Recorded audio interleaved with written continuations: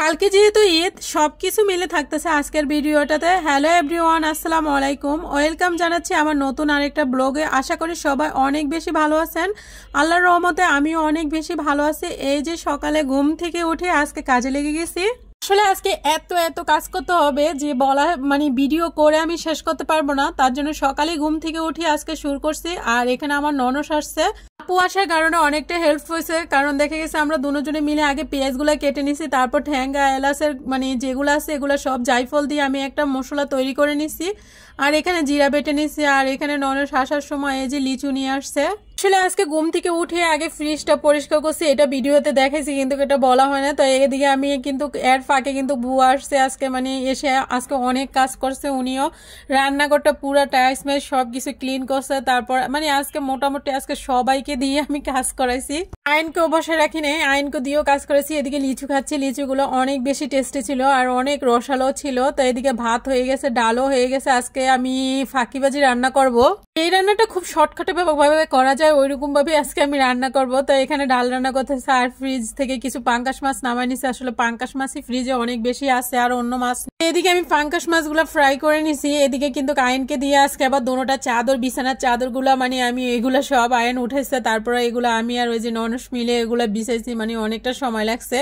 এর ভিতরে কিন্তু আরো অন্য অনেক কাজ করতে হয়েছে। আসলে এত কিছু আমি ক্যামেরার মাধ্যমে ধরি নাই, খুব শর্টকাট ভাবে ছোট করে ভিডিওটা করছি। এদিকে আলু দিয়ে আমি সব রকম মশলা দিয়ে আলু দিয়ে মাছ রান্না করবো। আর ফ্রিজে অনেকগুলা প্রোজন করা আমি 3 প্যাকেট টমেটো রাখছিলাম, ভাবছি এগুলা পরে খাবো। কিন্তু এগুলার জন্য ওর বাবা চিল্লির জন্য আমি এগুলা আজকে রান্না করতে বাধ্য হয়েছি।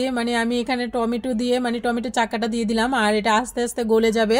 তারপরে আরো 2 প্যাকেট ছিল টমেটো, পরবর্তীতে ওটা আমি চাটনি করে ফেলছি, ওইটার ক্যামেরার মাধ্যমে দেখাই না। এই যে এখানে দিয়ে আমি এটা সুন্দর করে নেড়ে তারপর রান্না করবো। আসলে তরকারিটা যে প্রোজন করা টমেটো দিয়ে তরকারি রান্না করলে খেতে এত বেশি সুস্বাদু হয়, যারা খান তারা অবশ্যই বুঝতে পারবেন। আসলে অনেক বেশি টেস্টি হয়েছিল, আমি অনেকদিন পরে খাইছি, খুবই ভালো লাগছে। আর এদিকে অনেক সুন্দর করে তরকারি কালারটা দেখেন কি সুন্দর আসছে। তারপর পরিমাণ মতো ঝোল দিয়ে দিলাম, ঝোল দিয়ে তারপর আমি কিছুক্ষণ পরে এখন মাছগুলা দিয়ে দিব।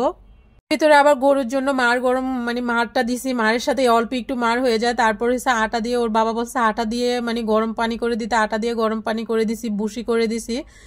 আজকে একটার পর একটা কাজ করতেই আছি চুলার ভিতরে। আমি আর ননস আসছে, উনিও একটু রেস্ট নেয়, সারাক্ষণ খালি কোনো না কোনো কিছু করতেই আছে।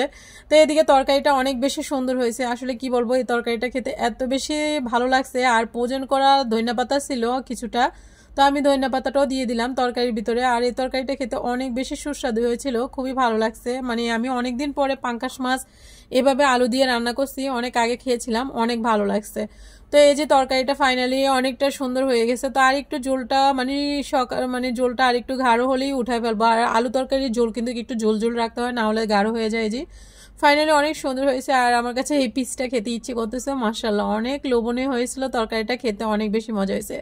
তারপর এখন আমি বিকাল 5টা বেজে গেছে, তারপর একটু পার্লারে গেলাম। আসলে এই বছর এখনো পার্লারে যাওয়া হয় না, তাই আমি আবার ব্রু প্লাক করি না, কখনো ফেসিয়াল করলাম। আসলে আজকে ফেসিয়ালটা মাশাআল্লাহ অনেক সুন্দর হয়েছে। আজকের ভিডিওটা এই পর্যন্ত, সবাই ভালো থাকবেন, আল্লাহ হাফেজ।